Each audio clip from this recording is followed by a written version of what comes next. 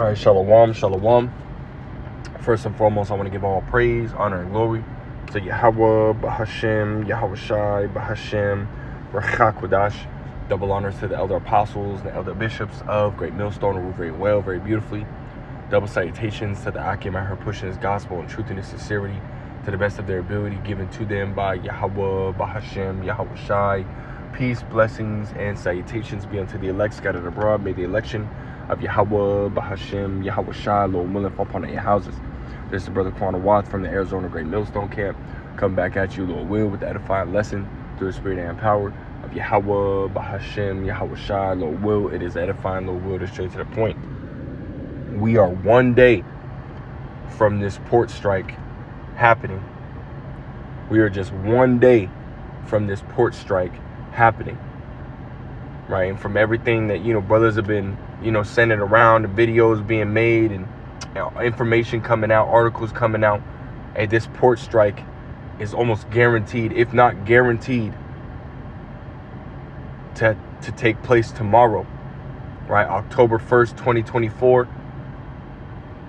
Lord will, there will be a port strike, which is going to have detrimental effect on the American economy, man, right? And you American people. As it says right here in the Newsbreak app, it says expert warn store prices will soar and shelves will be empty as greedy dock workers strike over 80% pay raise, right? It says U.S. ports from Maine to Texas could shut down Tuesday if a union representing about 45,000 dock workers carries through with a threatened strike, right? Which is, again, the strike is set to take place tomorrow, and they're supposed to be having negotiations on some kind of pay raise for these dock workers. And what these dock workers, right, from what they're saying, right, in this article and many other articles, they're saying that these dock workers are requesting damn near a double, right, a double wage now, right? Instead of the regular wage that they're getting, right, they're requesting, roughly about 77% increase in their wage, which is almost double, right? As we're going to read, right? It says a lengthy shutdown of 36 ports, which handle half of America's cargo from ships, could raise or cause shortages and price increases at big and small retailers alike as the holiday shopping season approaches. That's right. It says Walmart, Home Depot, IKEA, and Amazon, which are multi-billion-dollar companies, global companies, right, who import tens of thousands of containers a year through ports on the East Coast, could be the worst hit, right? It says empty shelves have not been seen in the U.S. since the post-scamdemic supply chain crush in 2021, which, yes, there was a supply chain, crush, as they're stating, right? But it's not going to be, this one that's about to happen is going to be far more detrimental, far more drastic, far more dire than what we had seen in the latter years, man. It says the International Longshoremen's Association is demanding a pay raise that works out at about 77% over 6 years. For union members on a typical rate, their wage would go from $81,000 to around $143,000, right? So that's a huge increase. Right? We're looking at about an extra $60,000 a year, roughly.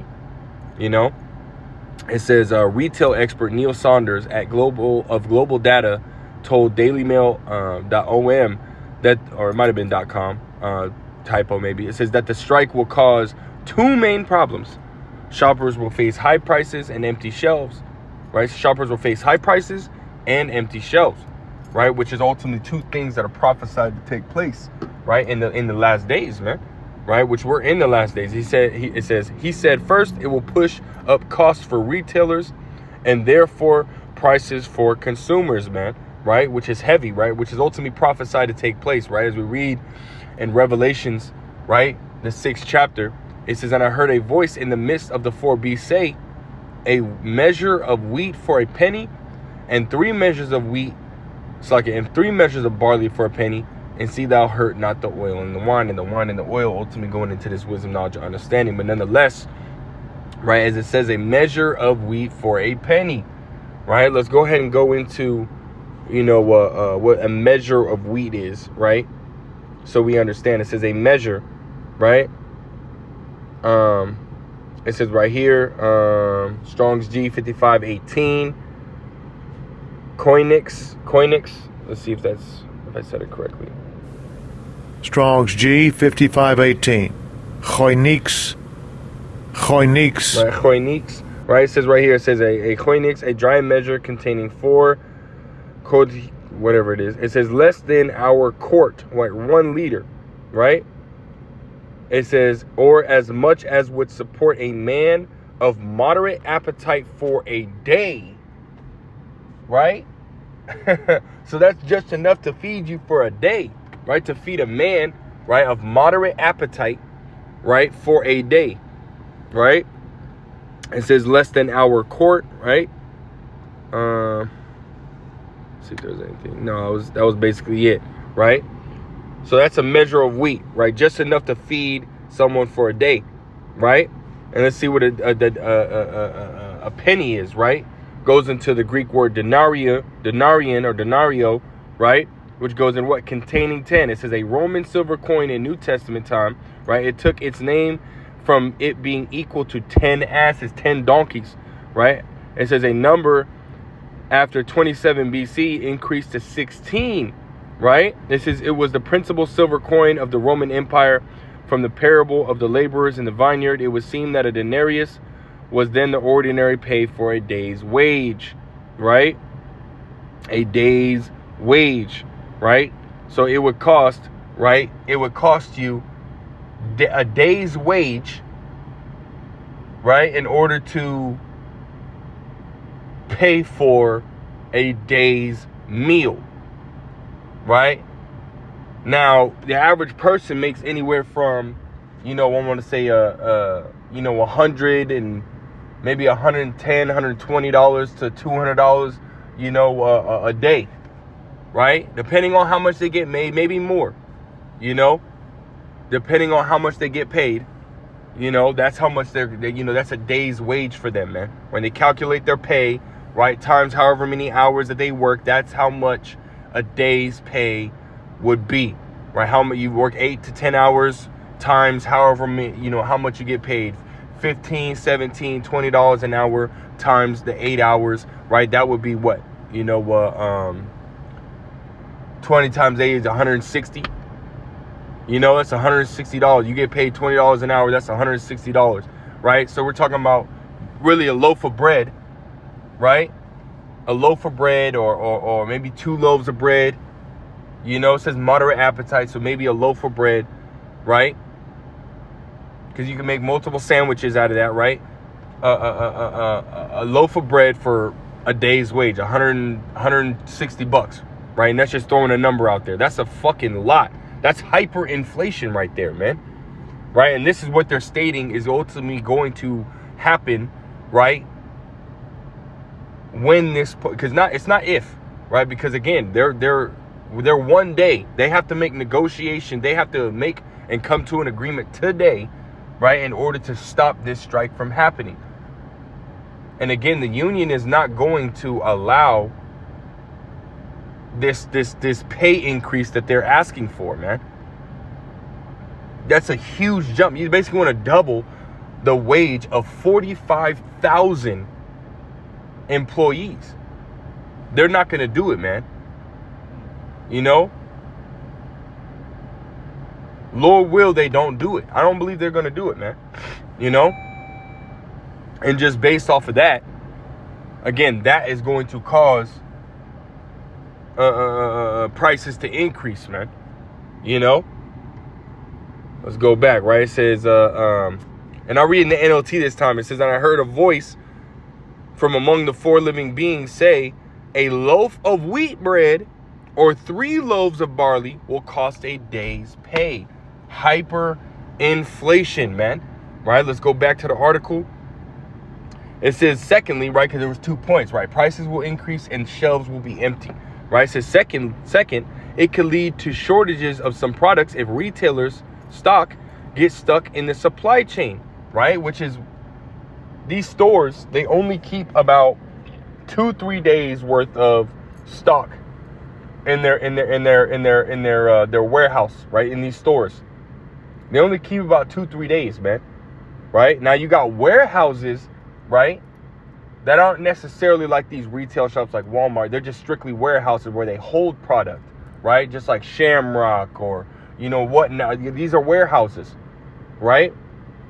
Where you can, go and you have cold rooms that keep the products cold and whatnot, They are going to ship out their product, right? Whatever they have left, they're going to ship out their product, to these stores. So yes, the store might hold itself about 2-3 days, but these warehouses really only keep about a few days themselves, right? So we're looking at a total week, right? If this port stays down,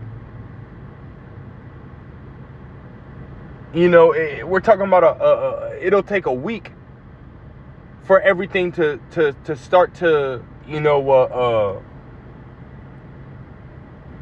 drastically show that these shelves are becoming empty, right? That there's nothing coming in,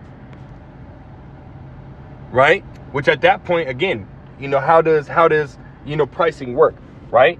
How does inflation work, right? The more product, the cheaper the product is, right? Because there's an abundance of it, right? But when there becomes a shortage of it, meaning there's less of it, what happens? The price increases, meaning it has more value because there's not so much of it, right? So that's what's going to happen, right? These ports are not going to be bringing in food, right? They're not going to be bringing in consumer goods, clothes, electronics. They're not going to be bringing none of this stuff. So what's going to happen? The prices for these things are going to skyrocket. We're already looking at an 8 to 9 to maybe 10%, inflation right across the board with all products, right? But how much more when we're talking about over half, if not a half, of the ports that are being used to bring in products are now on strike, not bringing shit in, man. Right? Prices are going to extremely skyrocket, which means these people, because as you read up right here, it says right at the very top, it says, he said, first, it will push up costs for retailers, right? Meaning these stores are going to have to pay more to bring these products in. And what's going to happen? These stores are going to push that price onto the people, right? It says, therefore, prices for consumers, right? These people are already having, a tough time, being able to pay for, their just everyday goods. And actually, I had seen, I think it was looking right here. There's a video I was looking at, right? It says, too broke to buy anything, right? This is the Elder Apostle Remlaw's video he was doing earlier, right? It was a live. I kind of seen this article, spirit kind of hit. Lord will, I can go back and watch the rest of this video. But nonetheless, right, you look at right here, it says too broke to buy anything 13 days ago, right? So people are already in a shitty situation, man, right? So how much more, right, when this strike happens, how much more of a dire situation are these people going to be in, man? And you see even the military, right? You look at the picture to the far right, you got military members that are in this situation, right? Shitty situation. They're in this situation as well, man. Right from the head down to the feet, all of America's all in this situation, man. So let's go back, right? Again, it says second, it could lead to shortages of some products if retailers stock gets stuck in the supply chain. Unfortunately, the strike is at the busiest time of the year for retail, a time when there is not much slack in the system. That's right, man. And again, this is prophesied that these storehouses eventually are going to be empty, right? Once these people start to see these prices go up, when these people start to feel more pressure than they're feeling now, what's going to happen? These people are going to fucking break, man. These people are going to fucking break. Let's go ahead and go to this real quick. That's not my mind. We'll go here. We'll go to 2nd Ezra 15, right? Because this is what's going to happen, right? 2nd Ezra 15 and verse 16 says, for there shall be sedition among men, and invading one another. They shall not regard their kings nor princes, and the course of their actions shall stand in their power. And we had seen right over the last few years, right, in California, really all over America at times, and in other countries, right, rioting. They break into these stores, they steal shit, right? And at this time, they're stealing dumb shit, TVs, clothes, right? They're stealing dumb shit. Well, how much more when it's actual necessities, man? Food, water. Prices being so high that these people can't go into the stores and buy these products. Right? People are going to fucking wig out. You had a video, and mind you, it wasn't as bad as the situation as which, you know, America's facing now. Right? You had a Judite woman, looked to be a Judite woman, so-called black woman, right? Go into a store and you had people still buying, you know, products in that store, right? People were actually trying to hand her money, right, to help her pay for her groceries, but she was basically taking that the food that was in there, man. She was stealing the food. You know? She was stealing food. I gotta feed my kids, so on and so forth. She was wigging out, man. She was ready to rob the fuck out that store in broad daylight and not give a fuck who sees her, man. You know? And again, the situation is nowhere near as dire as what it's about to be. And they were already acting like that, man. So how much more, right? When this shit, you ain't got no food, man. Because again, 2nd Ezra, the 6th chapter, right? The 22nd verse tells you what? That suddenly shall the storehouses appear unsown, man. Meaning there's not going to be no food. Meaning these people are going to wig the hell out, man. When there's no food, or as they see, you know, prices going up and they start to see less and less, you know, product on the shelves, what's going to happen? These people are going to wig the fuck out. Just like they did with the toilet paper. Just like they did with the gas. You know? And only then it's going to be worse, right? It says, verse 17, it says, man shall desire to go into a city and shall not be able. For because of their pride, the city shall be troubled, and the houses shall be destroyed, and men shall be afraid. Right? It's going to be a fearful time. Right? Jacob's trouble. Verse 19, it says, a man shall have no pity upon his neighbor. Meaning he ain't going to give a fuck about you. It don't matter if you've been best friends with this man. It don't matter. It's in 2nd Ezra 6th chapter, it says, friends shall fight one another like enemies. It don't matter, man, who you are. It could be family members, man. Right? It could be your brother. Could be your sister. Let y'all have, you know, your own families. And well, guess what? You're going to look at your own sister, your own brother as your enemy. At that point, I got to feed my kids. I don't care about you, bro. You might need to feed your kids, but I got to feed my kids. And you know, each person is going to feel that their kids are more important than the other. You know? And it's going to be a shitty situation. It says, a man shall have no pity upon his neighbor, but shall destroy their houses with the sword and spoil their goods because of the lack of bread and for great tribulation. So this is what's ultimately coming down the pipe. If this, or when this strike takes place, man, and Lord will, man, don't allow them to come to some type of agreement, man. Allow this fucking port to go on a strike, man. Because this is what's going to happen, man. Jacob's trouble is going to pop off, man. You know? Which is what we've been hoping and praying for this whole time. Right? It's a heavy, heavy time that we're in, man. Right? It says many retailers have made plans to mitigate strike action, including rerouting products to West Coast ports and using air freight, which is ultimately still going to cost them more money. It's going to take a lot longer, right? Because now they have to go down and around, right? Through the Americas, down to Panama, maybe, and cross through Panama, you know, the Panama Canal, you know, or all the way down, you know, below, you know, near Argentina, go around South America, come around. That's going to cost a hell of a lot more money, take a hell of a lot more time, maybe another week or two or a couple weeks. It might take, I don't know, man. I don't know, you know, travel time or how long it usually takes a cargo ship to get from point A to point B. You know, weeks, months, it could be, I don't know. You know, but nonetheless, it's gonna cost a lot more money. Let this strike happen. If they reroute everything, you know, that means you got 2 weeks to a month of no ports coming in. That's, hey man, again, these Walmart, all these Fred Meyer's, Fry's, all these stores, they only care about 2-3 days of you know, product in stock, man. You know, and that's including these warehouses, man. They only care about a few days in stock as well, right? So really, you got about maybe a week And that's pushing it.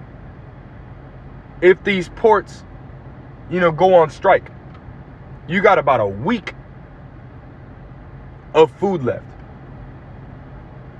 That's not long at all, man. And we understand that these average Americans, man, they can't handle not eating food for a day. Right?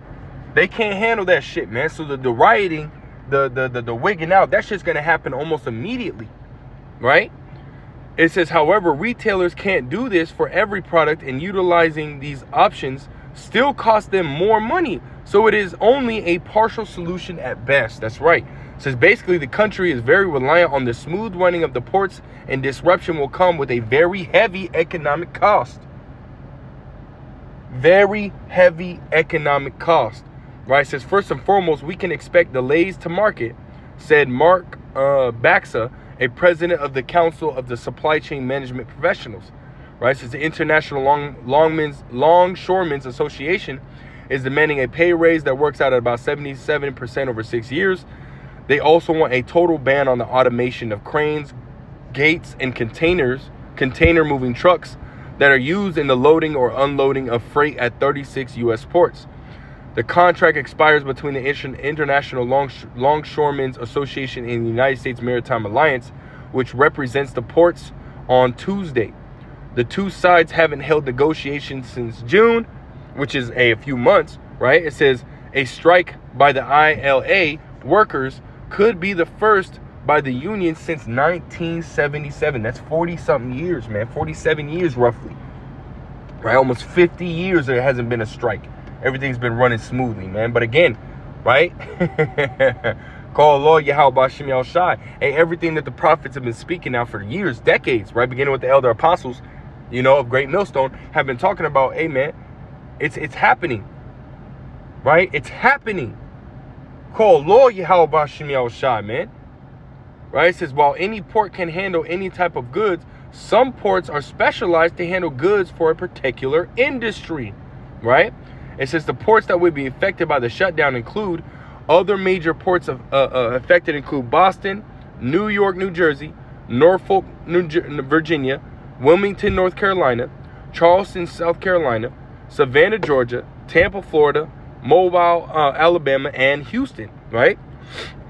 It said, first and foremost, we can expect delays to market. Right? It says if a strike were deemed a danger to U.S. economic health, President Joe Biden could, under the Taft-Hartley Act, seek a court order for an 80-day cooling off period. This would suspend the strike. Right? It says Brian Osenbeck, which, right? There's already videos coming out about them saying that, hey, Joe Biden said he wasn't going to get into the middle of it, man.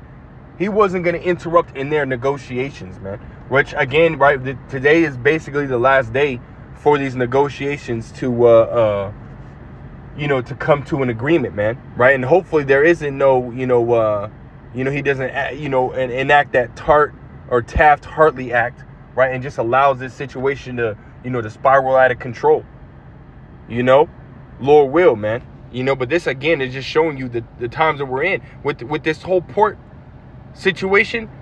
Hey, we're talking about, again, a shortage of food and water, man. There's going to be complete and utter rioting that's about to take place, man. And the average person is going to be in a very dire situation, man. And this is why the prophets Yahweh Bashim Yal Shai, the true prophets of Yahweh Bashim Yal Shai are giving you warning, man. As we're commanded, pursuing Ezekiel 3:17, to give you warning, right? From Yahweh Bashim Yal Shai, man. That this whole situation is about to take place. And again, those that ultimately are not taking heed to this word are not going to be protected, man. Let's go ahead and jump to this right here, man. Isaiah chapter 65 in verse 12. It says, therefore, let me highlight these as well, right? It says, therefore will I number you to the sword, right? And that sword is going into, it's symbolic, right, for many different forms of judgment that's going to come down, man. And a famine being one of them, right? These storms and tempests, right? This There's Hurricane Helen, right, that ultimately took place and killed around 40 to 60 people. I know that Esau fucking with the numbers, but hey, that's judgment as well, man. Right? Esau coming in with his sword, right, which is a modern day sword is the gun, right, as well as even this famine that's going to hit based off of this port strike, right? Because the port strike happens, what's going to do? The ball is it's just going to roll fucking downhill, which means the trucking system is going to the trucking industry is going to be damaged, which means these warehouse industry is going to be damaged, which means these retailers are going to be damaged, which means it's going to fall all upon you consumers, man. You know, your wallet's going to be hurt. Your belly's going to be hurting, you know. It's just going to be a fucked up situation all the way around, right? We're getting it from the top of Isaiah 65:12. Therefore will I number you to the sword, and you shall all bow down to the slaughter. Because, hey, man, once a famine hits, there's not going to be no food, no water, which means you people are going to be fucking starving. Meaning your stomach is going to be eating itself. Meaning your stomach going to be touching your back, man. Which is ultimately going to spiral into cannibalism, right? Which is going to, you know, well, first and foremost, it's going to spiral into, you know, rioting happening. Again, Second Ezra, the 15th chapter, 16th verse, sedition among men. Breaking into these stores, stealing food, breaking into homes, stealing food, right? And when all these stores are 100% empty, right? When all these homes are broken into and you see people being dead on the ground and whatnot, what's going to happen? There's not going to be any food left. The people are going to turn to cannibalism, man. You know? It's going to be very gruesome out here, man. Right? Again, this is why you're being told to take heed. Get this wisdom, knowledge, and understanding while, you know, before it's too late. Right? This is because when I called, ye did not answer. Right? When I spake, ye did not hear, but did evil before my eyes and did choose that wherein I delighted not. So for you Israelites, you so-called blacks, Hispanics, and Native Americans, as well as you Israelite foreigners, right? That look like the heathens, but yet are Israelites through the lineage of your father. If you're not taking heed to this word and you're not getting built up through the spirit and power of Yahweh B'Shem Yahushai, a destruction is going to come upon you, man. Period, point blank. Period, point blank. Right, but see, there's balance to it, right? Yahweh B'Shem Yahushai has a remnant that's going to take heed. Those are the ones that he's going to take care of, right? Pursuing what was that? Wisdom of Solomon 3:9. He hath care for his elect. You know, he's going to take care of those that are taking heed, man. He's going to take care of those that are ultimately going to be presenting their bodies as a living sacrifice in these times, right? Not bullshitting around, but doing what is necessary in order to be found worthy to be delivered and saved from these perils, man. Right? Verse 13, it says, therefore, thus saith the Lord God, right? Yahweh B'Shem Yahushai, behold, my servant shall eat, right? But ye shall be hungry. Who's the ye? Right? Who is his servants? Who are the ye? Right? His servants are those that are taking heed. Right? Those that are presenting their bodies a living sacrifice in this time. Those that are putting this world last and Yahweh B'Shem Yahushai first. Right? Those who the world, you know, those who are a spectacle unto the world. Those who are ultimately, you know, different. They don't walk in the same manner. They don't eat shrimp, crab, lobster, pork. They don't commit adultery. They don't smoke. You know? They don't commit abominable acts, man. Right? But they put off that old man and put on, therefore, as the elect, man, after righteousness. Those are the servants. The ye are those who are doing completely opposite than that. Those who are walking on the broad and wide path. Those who are continuing to commit these abominable acts, man. Who look at the servants as a spectacle, mocking and laughing and scoffing and, you know, and whatnot, man. Those are the ye, right? It says, but ye shall be hungry. So when this whole thing happens and there's no food, and you're going to be starving, you're going to be a cannibal, right? It says, behold, my servant shall drink. They're going to have water. They're going to be hydrated, right? It says, but ye shall be thirsty. You're going to be fucking dehydrated, chapped lips cracking, you know? It says, behold, my servant shall rejoice, but ye shall be ashamed. Behold, my servant shall sing for joy of heart, but ye shall cry for sorrow of heart, and shall howl for vexation of spirit. I mean, you people are going to be in a very fucking bad situation, you know?